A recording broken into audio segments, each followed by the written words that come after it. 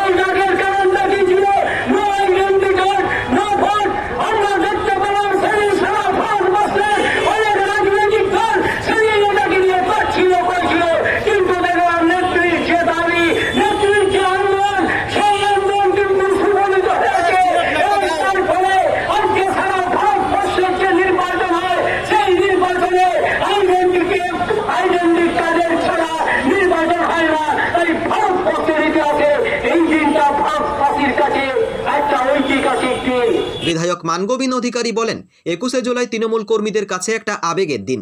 সারা বছর এই দিনটির জন্য অপেক্ষা করে থাকেন তৃণমূল কর্মীরা। তবে এবারের 21 জুলাই রেকর্ড সংখ্যক কর্মী সমর্থক কলকাতার উদ্দেশ্যে রওনা দিবেন। লোকসভা নির্বাচনে তৃণমূলের জয় জয়কার তৃণমূল কর্মীদের মধ্যে উন্মাদনা তুঙ্গে। ভাতার ব্লক তৃণমূল কংগ্রেসের পক্ষ থেকে প্রায় 10,000 কর্মী সমর্থক কলকাতার উদ্দেশ্যে রওনা দিবেন বলে জানান বিধায়ক।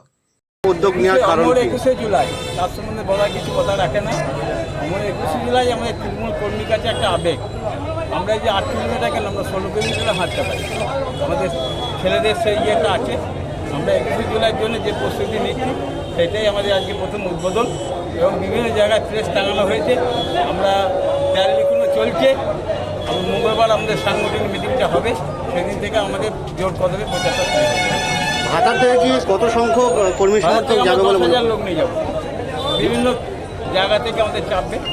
এদের ধরুন বিশ্বভারতী থেকে চাপবে, মাহাতা, মনপাট, নওদা, নওদা স্টেশনে চাপবে, এগুলি করে বিভিন্ন স্টেশনে আমরা চাপবো। কর্মীদের উদ্দেশ্যে কিছু বার্তা দেবেন? সবাই ভালোভাবে নির্বাচন করেছে। সবাই আমাদের আমরা 21 জুলাই যাওয়ার জন্য বলছি এবং আমরা যে আগের লিড ছিল তার থেকে আমরা টপকিয়ে দিয়েছি। আমরা সেটা দেখিয়ে দিয়ে সামরিক ক্ষমতা আমাদের আছে, আমরা সেটা করে দেখিয়ে দিই। পাশাপাশি ভাতারের নাসিকগ্রাম মোড়ে পথসভা থেকে সিপিএম থেকে তৃণমূলে যোগদান করেন সিপিআইএমের এক নির্বাচিত সদস্য সহ বেশ কিছু সিপিএম ও বিজেপি কর্মী। জানা গেছে, ভাতার ব্লকের বড়বেলুন 2 নম্বর গ্রাম পঞ্চায়েতের 2 নম্বর সংসদের নির্বাচিত সিপিআইএমের সদস্য মনিরুদ্দিন মোল্লা ভাতার ব্লক নেতৃত্বের কাছে তৃণমূলে যোগদানের আবেদন জানিয়েছেন। আলোচনার পর অবশেষে রবিবার ভাতার নাসিকগ্রাম মোড়ে 21 জুলাইয়ের প্রস্তুতি সভা থেকে সিপিআইএমের নির্বাচিত সদস্য সহ বেশ কিছু সিপিআইএম ও বিজেপি কর্মীদের তৃণমূলে যোগদান করান তৃণমূল নেতৃত্ব। যোগদানকারীদের হাতে তৃণমূলের পতাকা তুলে দেন ভাতারের বিধায়ক মানগোবিন অধিকারী।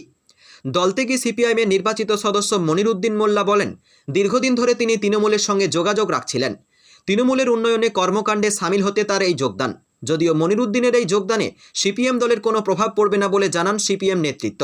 আমি বড়পুরের মাতপুর গ্রামে 2 নম্বর বুথের আমি সিপিএমের সদস্য ছিলাম। আমি দিদির উন্নয়নের কাজে খুব আমি সন্তুষ্ট।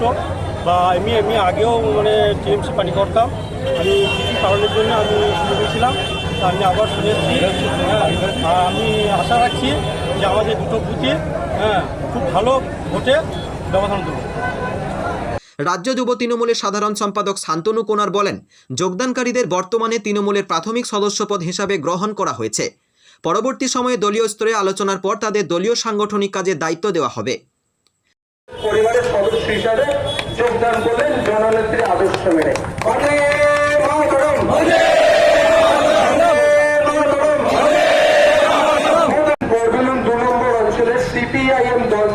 নির্বাচিত। বর্তমান 23 থেকে 28 বোর্ডের নির্বাচিত সদস্য, নাম মনিরুদ্দিন মোল্লা।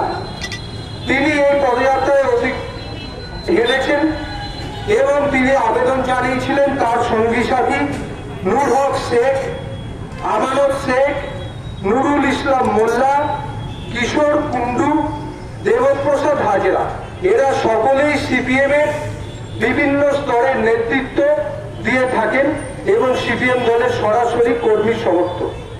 তারা সকলেই মনিরুদ্দিন মোল্লা বর্তমান পঞ্চায়েত সদস্য, বিধায়ক তাদের সকলকে দলে ফিরিয়ে নিচ্ছেন। তারই সাথে বিজেপি থেকে আগত একসময় আমাদেরই দলের তিনি কর্মী ছিলেন, পরবর্তী সময় তিনি আবার আমাদের দলের সাথে কাজ করতে চলছেন, বাবু কুন্ডু। এদের সকলের বাড়ি মাতপুর গ্রাম। আমরা এনাদেরকে সাদরে গ্রহণ করছি আমাদের সকলের সম্মতিক্রমে।